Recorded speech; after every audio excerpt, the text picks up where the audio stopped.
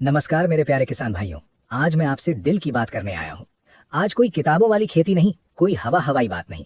आज वो बात जो खेत में खड़े होकर समझ में आती है और कटाई के दिन सच साबित होती है। आज गेहूं की उस अवस्था की बात करेंगे जो अगर हाथ से निकल गई तो फिर चाहे जितना खर्च कर लो, पछतावे के अलावा कुछ नहीं मिलता। भाइयों, गेहूं की खेती में सबसे बड़ा धोखा यही है कि फसल ऊपर से ठीक दिखती है, हरियाली होती है, पौधा सीधा खड़ा होता है तो किसान सोचता है सब सही चल रहा है। लेकिन असली खेल नीचे होता है, जड़ में, कल्लों में, और उसी जगह पर पैदावार की नींव पड़ती है। आज मैं बात कर रहा हूं गेहूं की 40 से 50 दिन की उम्र की। यही वो समय है जब गेहूं का पौधा फैसला करता है कि उसे आगे कितने कल्ले निकालने हैं। यही वो समय है जो साल में एक बार आता है और निकल गया तो वापस नहीं आता। आपने भी देखा होगा, खेत में जाकर गिनते हैं तो एक पौधे में 2 या 3 कल्ले ही नजर आते हैं। वहीं पड़ोसी के खेत में जाते हैं तो वही बीज, वही किस्म, वही पानी होने के बावजूद पौधे में 5-6 कल्ले दिखाई देते हैं। तब किसान का मन अंदर से जलता है और सोचता है कि आखिर कमी कहाँ रह गई। मैं जिम्मेदारी से कह रहा हूँ, कमी जमीन की नहीं होती, कमी किस्म की नहीं होती, कमी मेहनत की भी नहीं होती। कमी होती है सही समय पर सही काम ना करने की। कृषि विज्ञान केंद्रों की रिसर्च साफ कहती है कि गेहूं की पैदावार सीधे सीधे कल्लों की संख्या पर निर्भर करती है। जितने ज्यादा मजबूत कल्ले उतनी ज्यादा बालियां, और जितनी ज्यादा बालियां उतना ज्यादा उत्पादन। अगर कल्ले कम है तो आगे की सारी मेहनत सीमित होकर रह जाती है। 40 से 50 दिन की अवस्था में पौधे के अंदर एक अलग ही हलचल चल रही होती है। जड़ें फैल रही होती हैं, नई शाखाएं निकलने की तैयारी में होती है। अगर इस समय पौधे को सही पोषण और सही संकेत मिल जाए तो वो एक बीज से कई गुना बढ़ जाता है। लेकिन अगर यही समय यूं ही निकल गया तो पौधा खुद को सीमित कर लेता है। फिर चाहे आप बाद में कितनी भी खाद डाल दें, पत्तियां तो हरी होंगी लेकिन कल्ले नहीं बढ़ेंगे। आज मैं आपको कोई जादुई दावा नहीं कर रहा। जो तरीका मैं बताने जा रहा हूँ वो कृषि विज्ञान पर आधारित है, वो कृषि वैज्ञानिकों की रिसर्च पर आधारित है, और सबसे बड़ी बात, वो हजारों किसानों के खेतों में आजमाया हुआ तरीका है। बहुत से किसान सोचते हैं कि कल्ले बढ़ाने के लिए बस यूरिया डाल देना काफी है, लेकिन सच्चाई ये है कि केवल यूरिया डालने से बात नहीं बनती। यूरिया तभी काम करता है जब उसके साथ संतुलन हो, नमी हो और सही समय हो। इस समय गेहूं को सिर्फ नाइट्रोजन नहीं चाहिए, उसे ताकत चाहिए, उसे सहारा चाहिए, उसे ये संकेत चाहिए कि अब उसे नीचे से फैलना है, मजबूत होना है और ज्यादा कल्ले निकालने हैं। अगर इस समय सही तरीका अपना लिया जाए तो खेत की तस्वीर ही बदल जाती है। 10-15 दिन के अंदर अंदर पंक्तियां भरने लगती हैं, मिट्टी दिखनी बंद हो जाती है, पूरा खेत एक सार घना और हरा नजर आता है। किसान इसी को बोलचाल में कहता है कि खेत काला हो गया, और यही काला खेत आगे चलकर रिकॉर्ड तोड़ पैदावार देता है। लेकिन ध्यान रखिए, ये मौका हमेशा के लिए नहीं है, ये आखिरी मौका होता है। देर की तो पछतावा तय है। बहुत से किसान यही गलती करते हैं कि सोचते हैं कल कर लेंगे, परसों कर लेंगे, और जब तक फैसला करते हैं तब तक समय निकल चुका होता है। आज मैं आपको पूरा तरीका बताऊंगा, कितना खर्च आएगा, कैसे देना है, कब देना है और क्या क्या सावधानी रखनी है। और मैं दावे के साथ कह रहा हूं, अगर आपने ये काम सही समय पर कर लिया तो कटाई के समय खुद फर्क देखेंगे। अब आगे मैं आपको बिल्कुल साफ साफ बताऊंगा कि 40 से 50 दिन की अवस्था में ऐसा क्या किया जाए कि गेहूं में कल्लों की भरमार हो जाए और खेत सच में काला दिखाई देने लगे। अब ध्यान से सुनिए, क्योंकि यहाँ पर किसान सबसे बड़ी चूक करता है। बहुत से लोग सोचते हैं कि अगर फसल 40-50 दिन की हो गई है तो अब जो होना था हो गया, लेकिन सच्चाई इसके बिल्कुल उलट है। यही वो समय है जब थोड़ी सी समझदारी पूरे खेत की तस्वीर बदल देती है। कृषि विज्ञान केंद्रों की रिसर्च साफ बताती है कि गेहूं की फसल में कल्ले बढ़ाने के लिए इस समय पौधे को 3 चीजों की सबसे ज्यादा जरूरत होती है। सही मात्रा में नाइट्रोजन, नाइट्रोजन को काम में लाने वाला सल्फर, और जड़ तथा नई शाखाओं को ताकत देने वाला सूक्ष्म तत्व। जब ये तीनों चीजें सही समय पर मिल जाती हैं तो पौधा खुद को रोक नहीं पाता और तेजी से फैलने लगता है। अब मैं आपको बिल्कुल सीधी भाषा में तरीका बताता हूँ। अगर आपकी गेहूं की फसल 40 से 50 दिन की है और खेत में हल्की नमी है या आप पानी देने वाले हैं तो ये काम करना है।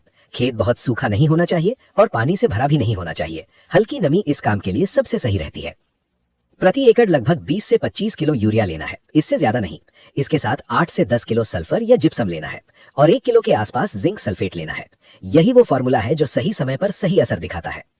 अब किसान के मन में सवाल आता है कि इतना कम डालने से क्या फर्क पड़ेगा, लेकिन याद रखिए, खेती में हर चीज मात्रा से नहीं, समय से असर दिखाती है। सही समय पर दी गई थोड़ी सी खाद गलत समय पर दी गई बोरी भर खाद से कहीं ज्यादा काम करती है। यूरिया पौधे को तुरंत नाइट्रोजन देता है। नाइट्रोजन से पौधे की बढ़वार तेज होती है और नई शाखाएं निकलने लगती हैं। लेकिन अगर नाइट्रोजन अकेली दी जाए तो उसका पूरा फायदा नहीं मिलता।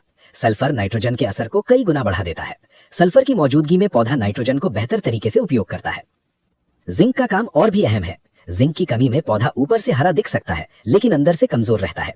जड़ें ठीक से नहीं फैलती और नई शाखाएं निकलने में दिक्कत आती है। जब जिंक सही मात्रा में मिलता है तो जड़ मजबूत होती है और कल्ले तेजी से निकलते हैं। अगर आप सिंचाई देने वाले हैं तो यूरिया और जिंक को पानी के साथ दे सकते हैं और सल्फर या जिप्सम को ऊपर से बिखेर सकते हैं। अगर खेत में पहले से नमी है तो तीनों चीजों को मिलाकर समान रूप से पूरे खेत में छिड़क दें। एक बात बहुत जरूरी है, इस काम के बाद खेत को ज्यादा छेड़ना नहीं है। तुरंत कोई भारी दवाई या खरपतवार नाशक नहीं डालना है। पौधे को समय दीजिए, उसे अपना काम करने दीजिए। इस काम के 7 से 10 दिन बाद जब आप खेत में जाएंगे तो फर्क साफ दिखेगा। पौधे के नीचे से नए कल्ले निकलते हुए नजर आएंगे। जो पौधा पहले 2 या 3 कल्लों का था उसमें 4 या 5 कल्ले दिखने लगेंगे। 15 से 20 दिन में खेत की शक्ल पूरी तरह बदल जाएगी। पंक्तियां भरने लगेंगी, नीचे की मिट्टी नजर आनी बंद हो जाएगी। पूरा खेत एक सार घना और हरा दिखाई देगा। यही वो दृश्य है जिसे देखकर किसान कहता है कि खेत सच में काला हो गया। अब एक जरूरी चेतावनी भी सुन लीजिए। इस समय ज्यादा लालच बिल्कुल नहीं करना है। सोचकर मात्रा बढ़ा देना नुकसान कर सकता है। ज्यादा नाइट्रोजन से पौधा कमजोर हो जाता है और बाद में फसल गिरने का खतरा बढ़ जाता है।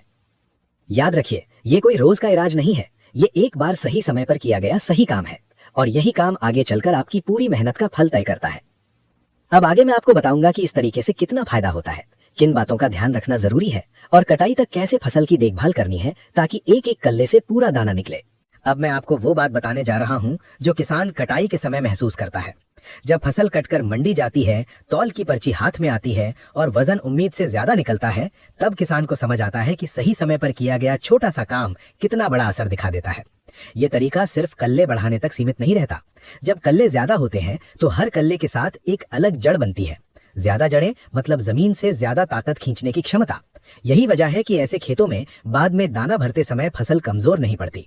बालियां भरपूर दाने से भरती हैं, दाना मोटा होता है और वजन बढ़ता है। कृषि विज्ञान केंद्रों की रिसर्च में ये साफ देखा गया है कि जिन खेतों में 40 से 50 दिन की अवस्था में सही पोषण दिया गया, वहां सिर्फ कल्लों की संख्या ही नहीं बढ़ी बल्कि हर बाली में दानों की संख्या भी बढ़ी। यानी फायदा दोहरा हुआ। पहले पौधे ज्यादा बने और फिर हर पौधे से ज्यादा उत्पादन मिला। अब बात करते हैं खर्च और मुनाफे की। इस पूरे काम में जो खर्च आता है वो 300 से 400 रुपए प्रति एकड़ के आसपास रहता है। आज के समय में ये खर्च बहुत छोटा है, लेकिन इसका फायदा 3 से 4 क्विंटल अतिरिक्त उत्पादन के रूप में सामने आता है। अब आप खुद हिसाब लगाइए, 300 रुपए लगाकर अगर कई हजार रुपए का गेहूं ज्यादा निकलता है तो इससे बेहतर सौदा खेती में शायद ही कोई हो। बहुत से किसान सोचते हैं कि कहीं इससे फसल गिर तो नहीं जाएगी। तो मैं साफ कह देता हूं, अगर आपने तय मात्रा में तय समय पर यह काम किया है तो फसल गिरने का खतरा नहीं बढ़ता, बल्कि मजबूत जड़ और संतुलित बढ़वार के कारण फसल ज्यादा समय तक खड़ी रहती है। लेकिन अगर लालच में आकर मात्रा बढ़ा दी या बहुत देर से ये काम किया तो नुकसान हो सकता है। इसलिए बार बार यही कहा जा रहा है कि सही समय और सही मात्रा सबसे जरूरी है। अब फसल की आगे की देखभाल की बात कर लेते हैं। इस काम के बाद पानी संतुलित रखें। बहुत ज्यादा पानी भराव न होने दे और बहुत ज्यादा सूखा भी न पड़ने दे। जरूरत के हिसाब से सिंचाई करें। अगर खरपतवार बहुत ज्यादा है तो 7 से 10 दिन बाद हल्का नियंत्रण किया जा सकता है, लेकिन एक साथ कई काम न करें। अब एक बात छोटे किसानों के लिए खास तौर पर कहना चाहता हूँ। जिनके पास 1 या 2 एकड़ जमीन है, उनके लिए हर क्विंटल बहुत कीमती होता है। यही तरीका छोटे किसान को भी बड़े किसान के बराबर खड़ा कर सकता है, क्योंकि यहाँ जमीन नहीं समझदारी काम करती है। खेती में आगे वही बढ़ता है जो दूसरों की गलती से सीख लेता है। जो किसान हर साल यही कहता है कि अब कुछ नहीं हो सकता, वही पीछे रह जाता है, और जो सही समय पर फैसला करता है वही आगे निकलता है। आज आपके पास मौका है। अगर आपकी गेहूं की फसल अभी 40 से 50 दिन की अवस्था में है तो देर मत कीजिए। खेत में जाइए, कल्लों की गिनती कीजिए, और अगर आपको लगता है कि अभी सुधार की गुंजाइश है तो मौसम साफ होते ही ये काम कर दीजिए। यकीन मानिए, 10-15 दिन बाद जब आप अपने खेत में खड़े होंगे और चारों तरफ घनी हरी फसल देखेंगे, तब आपको खुद लगेगा कि फैसला बिल्कुल सही था। और कटाई के समय जब ट्रॉली भर भर कर निकलेगी, तब आपको आज की ये बात बार बार याद आएगी। ये जानकारी पूरी तरह से कृषि विज्ञान केंद्रों की रिसर्च पर आधारित है। इसे अपनाने में कोई जोखिम नहीं है, इसलिए आप बेझिझक इस पर भरोसा कर सकते हैं। इसी भरोसे के साथ, इसी उम्मीद के साथ मैं आपसे यही कहूंगा कि सही समय पर सही